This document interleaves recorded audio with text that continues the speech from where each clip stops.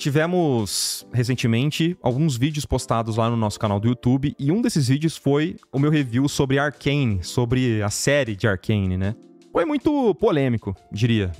Porque, mano, já entendi que as pessoas não gostam que eu critique os deuses delas, né? Eu não posso dizer o que eu acho.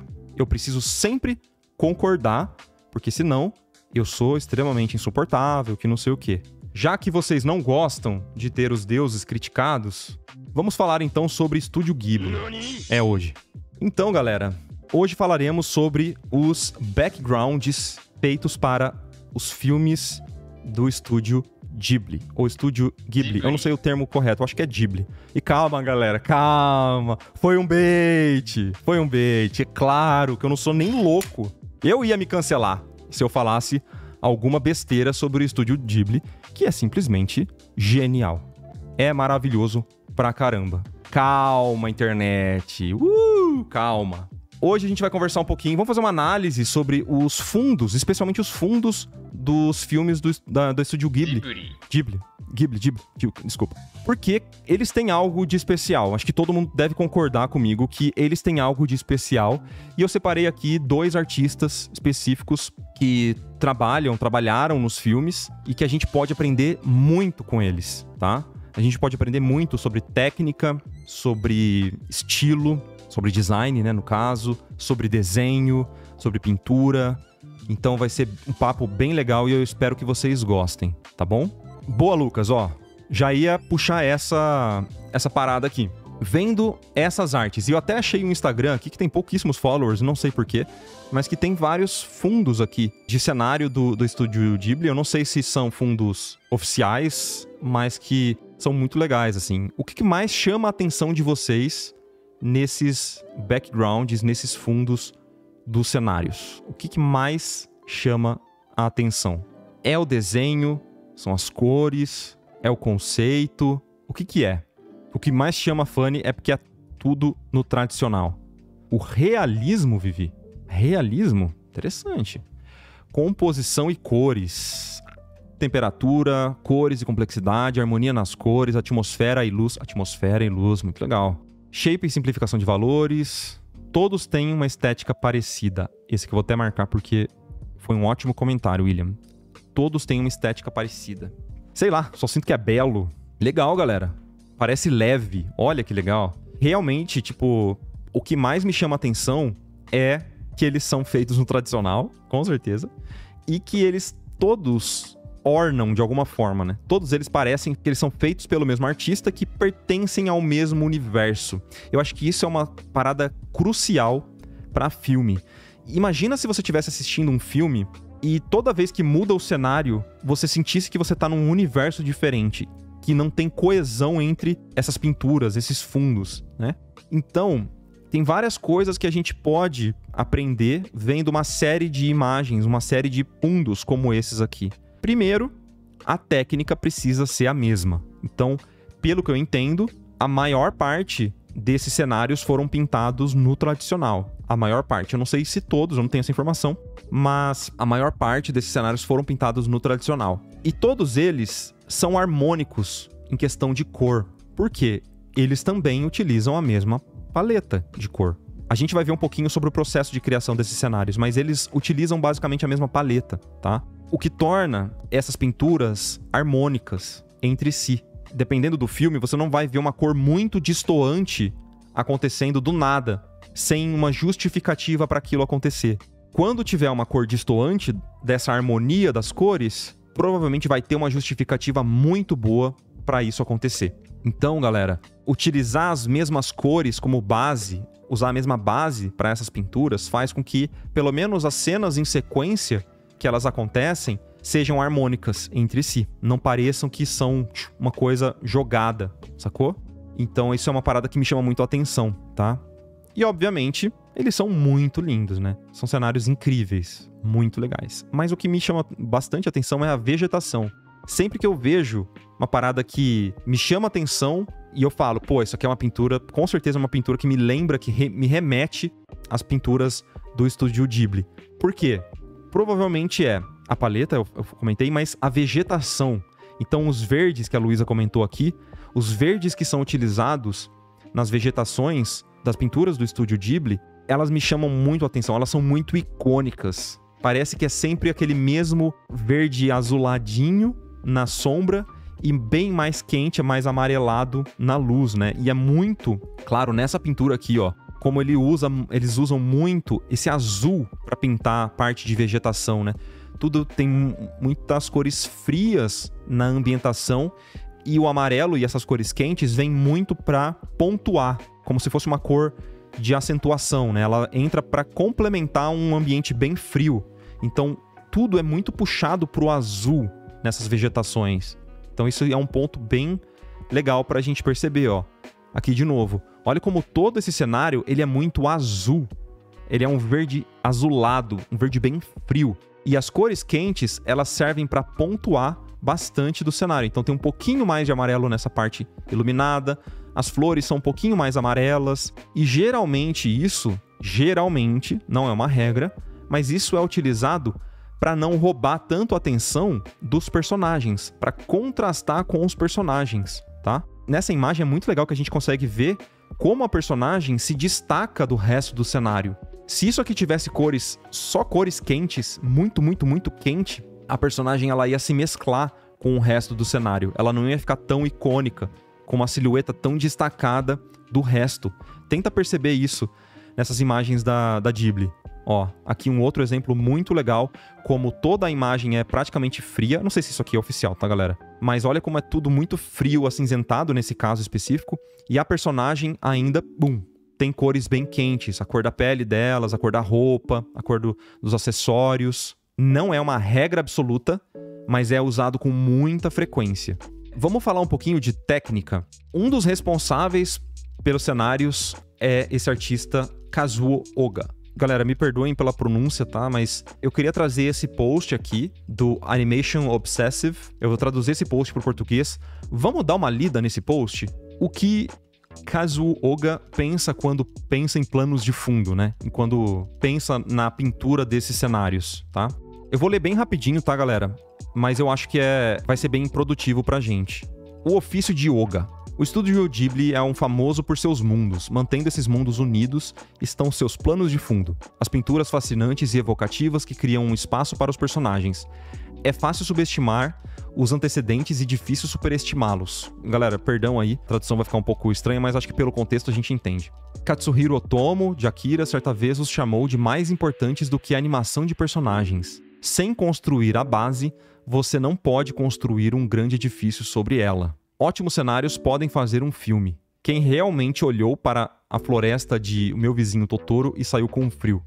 Até tem a ver com o que a gente estava falando, né? Em português é Meu Amigo Totoro, né? Tradução. O diretor de arte que supervisionou aquela floresta, Kazuo Oga, é uma figura definidora para Ghibli. Ele é um dos pintores de fundos mais famosos de todos os tempos.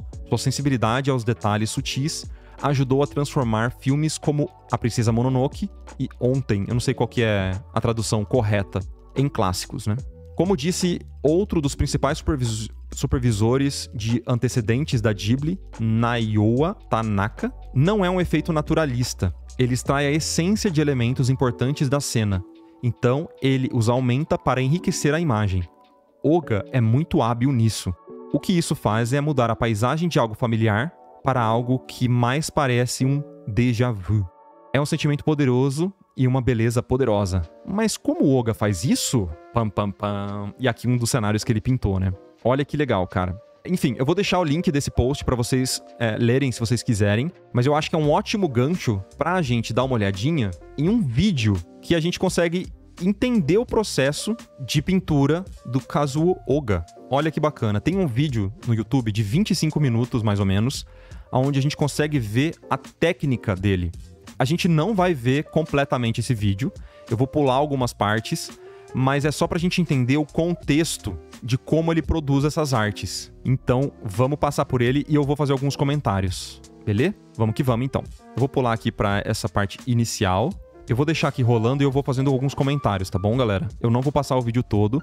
Eu vou deixar de novo o link também desse vídeo pra vocês assistirem depois com calma e tal.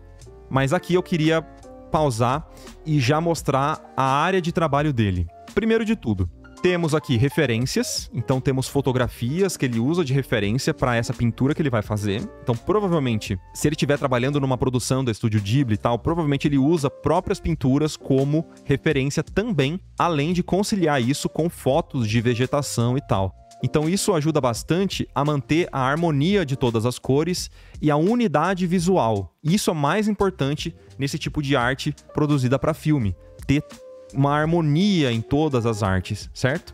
Ele também tem o esboço da ideia que ele teve e ele não vai pintar por cima desse esboço necessariamente. Ele vai deixar o esboço ao lado e vai usar aquilo como um guia, como uma referência.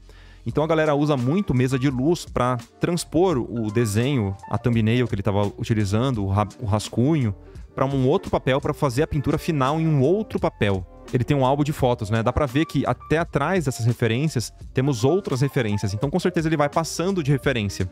Se você quiser ver um processo de pintura onde a gente faz a coleta de referência, e eu mostro um pouco dessa parte, mas para uma pintura digital, temos ali uma série que está acontecendo nesse momento de uma pintura de cenário na área de membros. Então, conheçam aí, tá sendo muito legal, tá rolando na área de membros uma série de vídeos super longos em tempo real para vocês acompanharem a pintura de um cenário. Nesse caso aqui, acredito que é a técnica de aquarela, tá?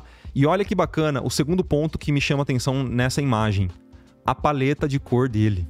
Então, ele vai sempre utilizar essas mesmas cores, como se fosse, entre muitas e muitas e muitas aspas, um certo macete. É um processo de pintura que ele está acostumado. Então, se ele sempre vai usar as mesmas cores nesses cenários, faz sentido que as imagens sempre vão se parecer. Ele não precisa sempre ficar encontrando as cores, misturando amarelo com azul para encontrar aquele verde específico. Não, ele já tem um pote enorme com aquela exata cor que ele vai usar na sombra. Então ele sempre usa as mesmas cores nessas pinturas. É claro que dependendo da pintura ele vai criar uma paleta diferente, ele pode fazer se ele quiser.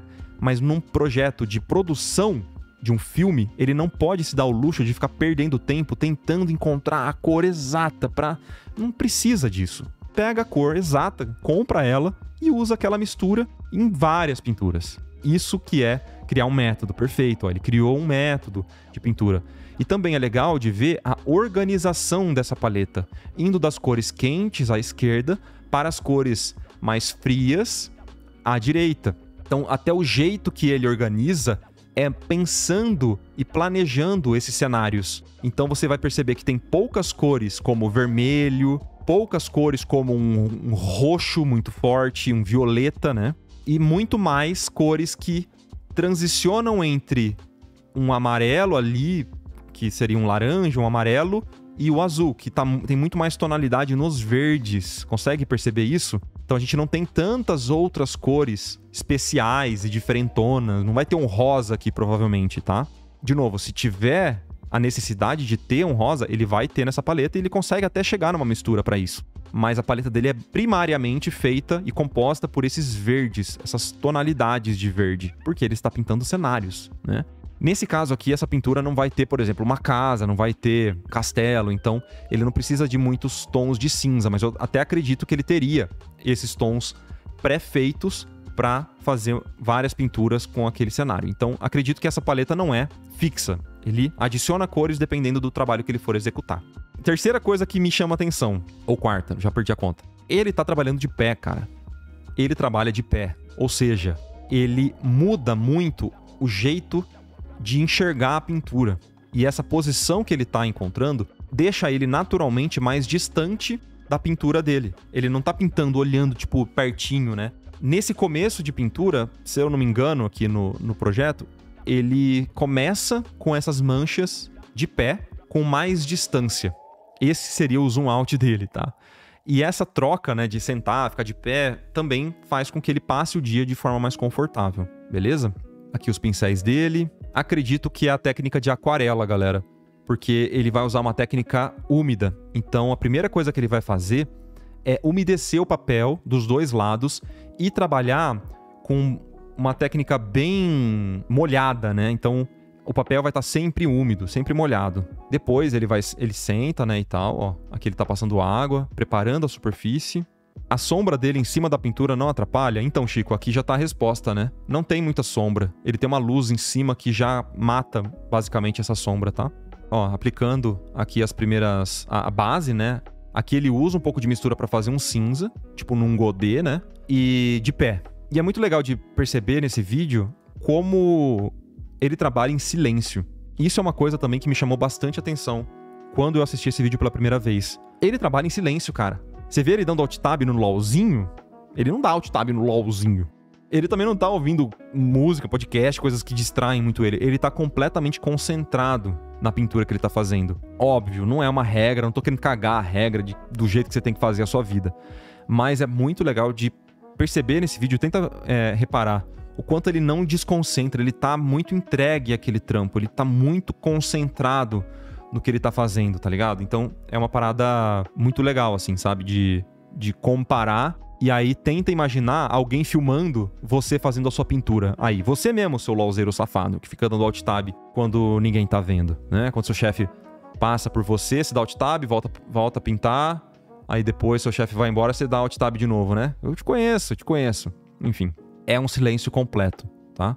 Ele começa a pintura por massas grandes e depois que ele vai refinando a pintura para pincéis menores, formas médias e depois um pincel pequeno para fazer detalhe, né? O que eu já vi também de outras entrevistas é que tem uma certa técnica mista de que no começo da pintura eles trabalham o que é chamado de wet on wet, que é molhado sobre molhado, tinta úmida sobre tinta úmida, mas depois, em um certo momento, que você não consegue mais colocar detalhe com a tinta só úmida, né? Tipo, quando tá tudo molhado, você não consegue ir com um pincel menor. Então, espera secar e depois você trabalha por cima daquela aquarela ou aquele guache úmido que você pintou com uma tinta mais opaca para trazer mais detalhes. Então, aqui, ele ainda tá trabalhando com uma técnica bem molhada, ó, com manchas grandes, com pincel grande, criando transições mais suaves. Até aqui é legal que dá pra ver, ele tá usando um pincel, ó,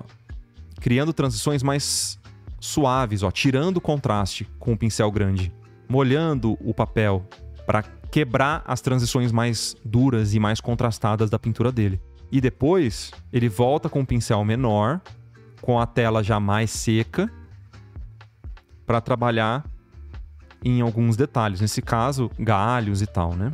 E agora que ele começa, ó, depois de tudo aquilo feito, agora que ele começa a se preocupar com folhagem, com coisas mais detalhadas, com coisas mais... com pincel menor, com shapes menores, ó.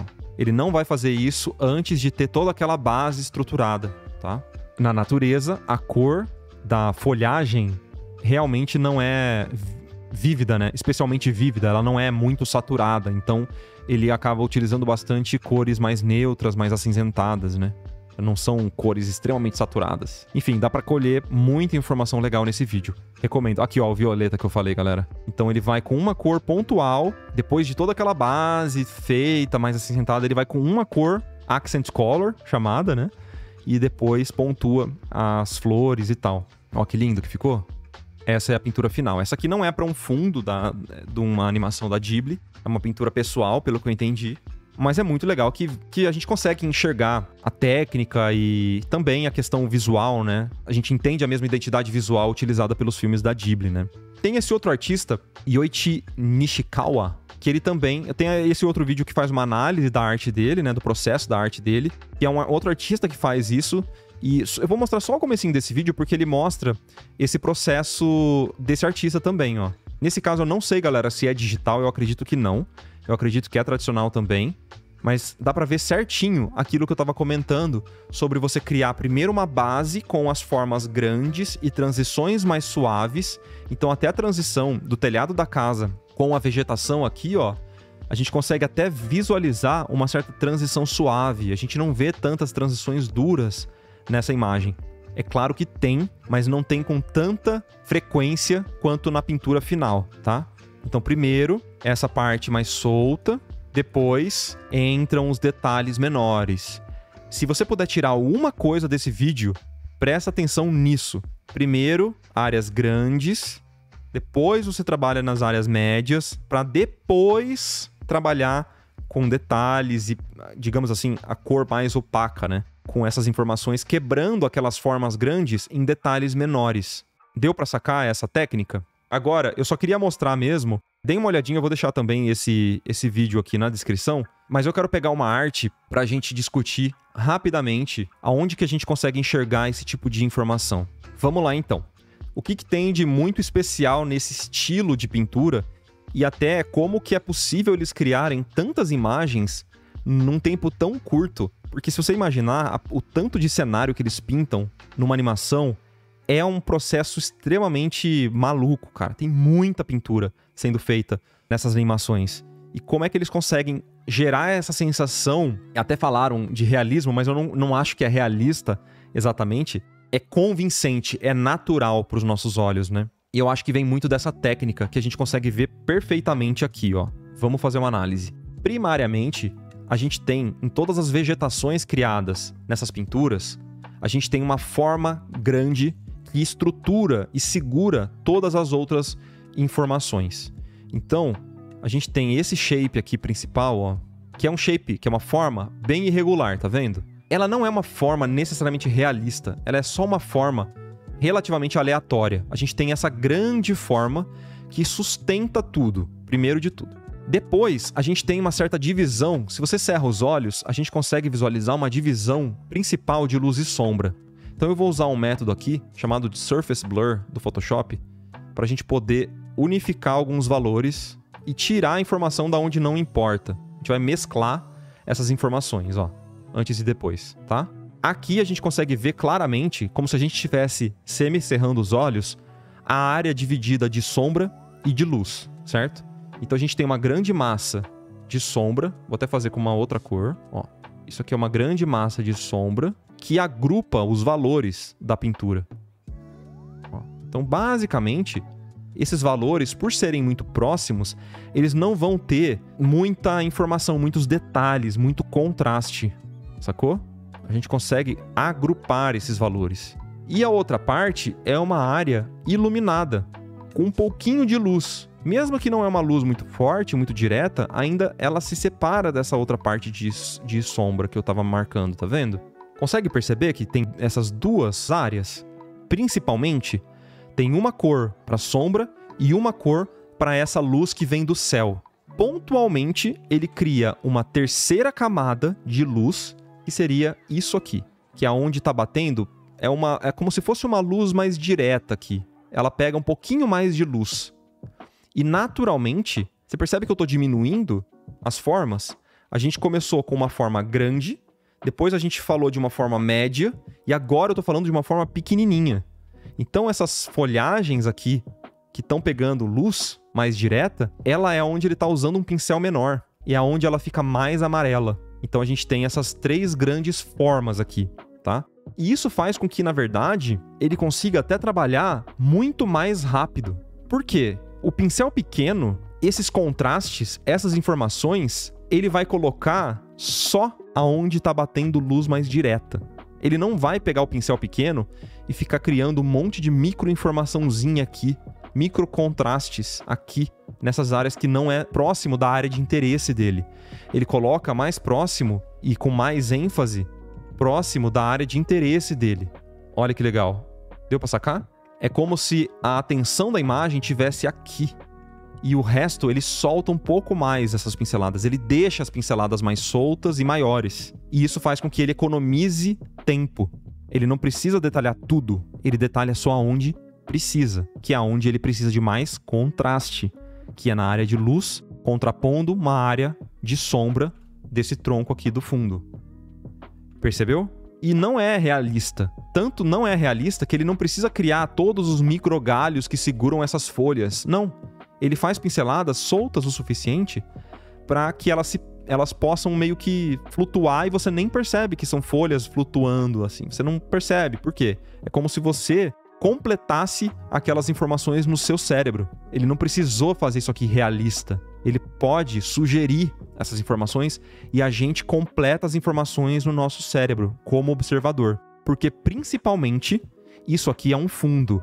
A gente está prestando atenção na trajetória do personagem e não no fundo. Claro, a gente vai olhar para o fundo porque a gente gosta de apreciar a arte, mas para um espectador comum, Se ele cria muito ruído no fundo e chama muita atenção o tempo todo pro fundo, você distrai o espectador da história principal que tá acontecendo nos personagens, sacou? Então, aqui é a mesma coisa. Vamos lá. Basicamente dividido em 3 grandes formas principais, né? Em 3 principais formas. A sombra mais escura ao fundo, que é a base dessa pintura. Formas médias num valor um pouquinho mais claro. E depois, highlights pontuais. Nesse caso, não vai para um amarelo, porque é um fundo numa noite aqui. Então, ele não vai trabalhar nessas formas mais amareladas. Mas ainda assim, bem mais claras, com um pincel menor. Do grande pro pequeno. E aqui no foreground, né, no primeiro plano, a gente tem a mesma ideia aplicada a um tipo de planta diferente. A gente tem uma base preparada aqui, ó, bem mais escura, uma grande mancha do fundo, ó, separando depois com uma outra camada por cima, essas outras folhas todas. E pontualmente pinceladas menores. Pontualmente. Ele não coloca pinceladas menores aonde não precisa. Ele agrupa os valores, ou seja, valores que estão próximos, ele não coloca muito detalhe. Ele só vai colocar detalhe onde a gente tem contrastes. Uma forma com valores muito diferentes, muito discrepantes, tipo essa aqui, beleza? Então, se a gente quiser replicar um pouco dessa ideia em alguma pintura de vegetação que você está fazendo aí, como que a gente pode fazer isso? Vamos criar um exemplo bem rapidinho?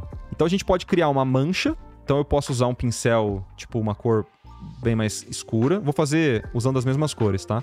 A gente pode criar uma mancha. Eu não sei qual pincel que eu vou usar exatamente. Pode ser esse aqui, ó. Claro que isso vai depender da sua composição e do que você está tentando criar, tá? Mas essas manchas com valores próximos, você pode até criar um valor próximo, ó. Tipo assim. Aí você pode clarear um pouquinho mais, criando formas secundárias, imaginando que está batendo uma outra luz ali, ainda com transições um pouco mais suaves, mas já com uma certa transição do claro para o escuro. E até com um direcionamento de luz, né? Então, nesse caso, por exemplo, eu estou supondo que a luz está vindo da esquerda, sabe? Mas eu estou tentando criar formas menores, ó. Com o mesmo pincel, tá?